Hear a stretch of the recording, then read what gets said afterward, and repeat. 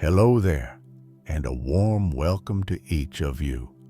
Whether you have children who lived down the street when they were growing up, or kids who traveled miles away to start their own households, you know that the parent-child bond can take on a different color after you turn 65. You might have carried certain expectations of how your adult children should behave, or maybe you wondered if you would be able to keep up with their busy schedules. Yet something surprising happens once you enter this new chapter of life. Your perspective changes, and so do your interactions with them. Today, I want to share a story of how my own relationship with my children transformed in my late 60s, and I will weave 7 distinct lessons into this tale, moments of discovery, regret, or realization that helped me adapt and grow closer to the people I love most. If any of this resonates with you, please remember to like this video, subscribe, and comment while wisdom years, so we can share our insights on building stronger families together. I still recall my 65th birthday. My youngest child came to visit with a bouquet of flowers, a small gift box, and a new baby in her arms, ready to introduce me to my little grandson. I felt so excited, yet I also sensed a tinge of shyness. Despite raising my children through countless diapers, sleepless nights, and playground adventures, the idea of stepping into a more grandparent-like role left me at a crossroads, uncertain about how to connect. Even my older kids, some of whom lived further away, started looking at me as if I was made of something fragile. My initial response was to become defensive. I'm still strong, still active, still the same me, I thought. I quickly realized, however, that they cared about me, and they wanted to protect me in ways I had never experienced before. Over the next few months, I noticed how my adult children hesitated before making big decisions, occasionally including me in phone calls or family group messages to seek my thoughts. I had never expected them to request my advice after so many years of independence. That was an eye-opener. I realized that as we age, we can still hold a sense of authority and guidance in our children's lives, though in a more balanced way. So let me take you through the 7 key lessons I learned in this personal journey. Lesson 1 began the moment I realized I no longer had day-to-day responsibilities for them. I once insisted on helping them manage their finances, or scolding them for staying out late, or pressing them to choose the best possible path. Now that they were grown adults, my role was to offer suggestions only when asked. Unfortunately, in the early months, I made the mistake of butting in on their choices. I called them about their mortgage rates, their child's bedtime, the brands of groceries they purchased. I had to learn that if I wanted to preserve our closeness, I had to step back and let them find their own way. It was hard at first to see my kids as fully capable grown-ups, but giving them the space to navigate their problems alone meant they respected me more. Over time, I saw them come around, open up about the challenges in their careers or marriages, and value my experience in a more reciprocal manner, not as an unwelcome intrusion, but as a cushion of wisdom they could tap into when necessary. Lesson 2 involved sharing vulnerability. I used to keep my health concerns or daily struggles tucked to myself. I believed it was my duty to be strong for my kids, never letting them see me uneasy. But something surprising happened when my daughter once found me short of breath and helped me get my medication. She told me, "Mom, we're a team. It's okay to show me that you are tired sometimes. That moment struck me in the heart. By letting them know about my battles, from arthritis flares in the morning to an occasional forgetfulness in the evening, I gave them a chance to reciprocate care.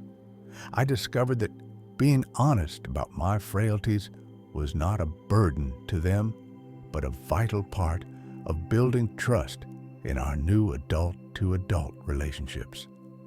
Lesson 3 took place one winter when we decided to plan a holiday reunion in a remote cabin. My eldest was traveling in from out of state, while my middle son was uncertain if his schedule would allow him to come. Instead of waiting passively or texting them relentlessly, "Are you coming? Why can't you come? We are a family," I decided to shift my thinking. I simply told them how I felt.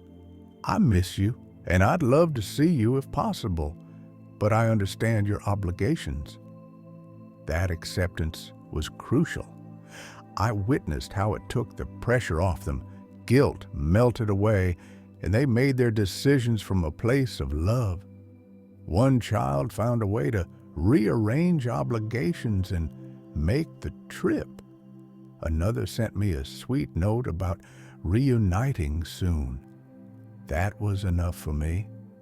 The biggest joy was letting them know my door would always remain open without suffocating them with demands, which reinforced a sense of mutual respect. Lesson 4 was about discovering new shared activities. When the kids were little, we baked cookies, built forts, or read bedtime stories. In their teenage years, they had their own friends. I had my career, and we drifted. Then, after 65, I found that we could forge a new bond by learning something fresh together. My daughter taught me to use a smartphone to keep up with the family group chat, and it helped me see a world of social media updates, pictures of grandchildren, spontaneous jokes, and real-time glimpses of their lives. I also taught them a thing or two. We started a small vegetable garden project in my backyard, and my kids discovered the patience it takes to cultivate tomatoes, cucumbers, and peppers. This was not about me babysitting them or them catering to me. Instead, we built a synergy, a shared mission that didn't revolve around the old parent instructing child dynamic, but on a more equal, cooperative level. Lesson 5 was learning to handle disagreements with empathy. Even as adults, we can get into small arguments or differences of opinion with our adult children about politics, about what's best for the grandkids, or about lifestyle choices. When I was younger, I might have raised my voice or insisted that they stay quiet and respect me. But once you live 6 or more decades of life, you can see how fleeting these battles can be. So you sit back and try to come from a place of understanding. That doesn't mean giving up your viewpoint, but rather reminding them and yourself that love stands above any political rift or clash of personalities. Once, my son and I debated fiercely everything from city planning to personal finance. But we ended the conversation by hugging, acknowledging we both wanted what was good for our family, just with different approaches. Lesson 6 was learning that it's never too late to apologize or mend fences. In our younger years, so many words go unspoken. So many times we do things we wish we could take back. But pride or fear stops us from addressing them. In my late 60s, I finally sat down with my middle child and apologized for something that happened over 20 years earlier. An instance in which I had pushed him too hard, scolding him for a minor academic slip. I had never before realized how that episode weighed on him. It might sound small or long forgotten, but he told me that he carried that pressure all these years, wondering if he disappointed me. My words that day, acknowledging my mistake and telling him that I was proud of him unconditionally, changed our dynamic. Sometimes, to strengthen your present bond, you must heal old bruises. Lesson 7 was embracing the fresh joys of everyday presence. Children become busy with their own families, and they might not be around as often. But in the moments we do come together, whether it's a weekly phone call, a holiday meal, or a short coffee date, I open my heart fully. I try not to weigh these gatherings down with complaints about the past or future concerns. Instead, I light up with gratitude that we're still here, able to laugh, reminisce, or even face uncertain times side by side. Life is so short, and seeing my children's eyes glow as they share updates about their careers or show me pictures of my grandchildren scoring a sports victory is a blessing beyond measure. Being present for them shows them they are valued exactly as they are, without the nagging or the judgments. Throughout all of these experiences, I recognized how my children and I had stepped onto a new stage, and that if we both wanted to remain close, we needed to approach each other with deeper understanding, acceptance, and humility. We are all learning. Just as they learned to walk as toddlers, now we all are learning to walk through new chapters. If you feel the same, I encourage you to share your own story in the comments below. Let us know which lesson struck you the most, or if you have a unique lesson we can learn from as well. Maybe you have your own turning points with your kids, or regrets you transformed into growth. Let's talk about it. Be sure to type your wisdom years so we can find each other and build a supportive community. Now, let me recap the 7 lessons one more time.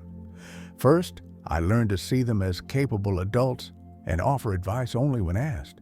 Second, I realized vulnerability could bring us closer when I allowed them to care for me. Third, I discovered that acceptance releases guilt, creating more genuine connections. Fourth, we built new shared experiences, bridging the gap with technology and hobbies. Fifth, I approached disagreements with empathy, keeping love above petty conflicts. Sixth, I embraced the power of apologies and healing old wounds. And finally, I cherished everyday presence, savoring each precious gathering. Here's my final thought. Love between the parents and children isn't fixed in stone. It evolves, it expands, it shrinks, it changes shape.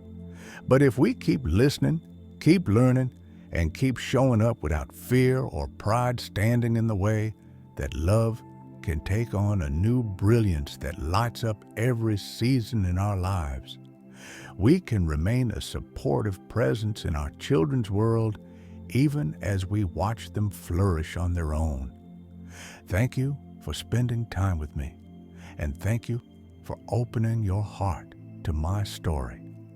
If you benefited from these insights, please give this video a like and subscribe to this channel for more uplifting conversations about living our best lives at any age. Don't forget to leave a comment below with wisdom years if you feel ready to share your own experiences of how relationships with your children changed at 65 or beyond. Your voice matters, and I would love to hear it. Take care, and may you find renewed depth, joy, and togetherness in your relationships, no matter what stage of life you're in.